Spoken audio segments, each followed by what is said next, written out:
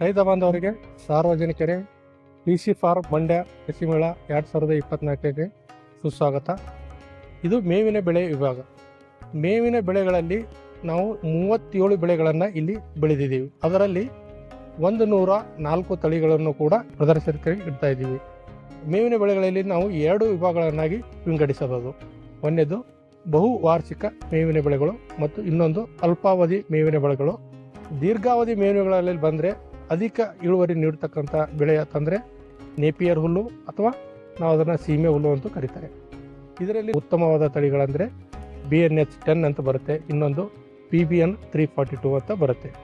ಇದು ನಮಗೆ ಒಂದು ವರ್ಷಕ್ಕೆ ನಿಮಗೆ 60 ರಿಂದ 70 ಟನ್ ಇಳುವರಿನ ಕೊಡ್ತಾ ಇರುತ್ತೆ. ಅದೇ ರೀತಿ ಏಕ ಕಟಾವು ಮೇವಿನ ಬೆಳೆಗಳು ಅಥವಾ ಅಲ್ಪಾವಧಿ ಮೇವಿನ ಬೆಳೆಗಳಂದರೆ ಅದರಲ್ಲಿ ಮುಖ್ಯವಾಗಿ ಬರ್ತಕ್ಕಂಥದ್ದು ಮುಸುಕಿನ ಜೋಳ. ಇದರಲ್ಲಿ ಉತ್ಕೃಷ್ಟವಾದ ತಳಿ ಅಂದರೆ ಆಫ್ರಿಕನ್ ಟಾಲ್ ಅಂತ ಬರುತ್ತೆ.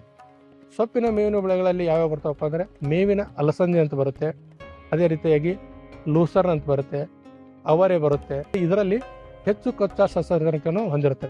ಮೇವಿನ ಮರಗಳು ಕೂಡ ಇಲ್ಲಿ ಮೇಂಟೈನ್ ಮಾಡಿದ್ದೇವೆ ನಾವು. 8 ರಿಂದ 9 ಮೇವಿನ ಮರಗಳನ್ನು ಕೂಡ ನಾವು ಮೇಂಟೈನ್ ಮಾಡಿದ್ದೇವೆ. ಅದರಲ್ಲಿ ಮುಖ್ಯವಾಗಿ ಯಾವುದಪ್ಪ ಅಂದರೆ ಅಗಸೆ ಅಂತ ಕರಿತೀವಿ, ಅಗತಿ ಅಂತ ಕರೀತಾರೆ. ಇದು ಒಂದು ಉತ್ಕೃಷ್ಟವಾದ ಮೇವಿನ ಮರ.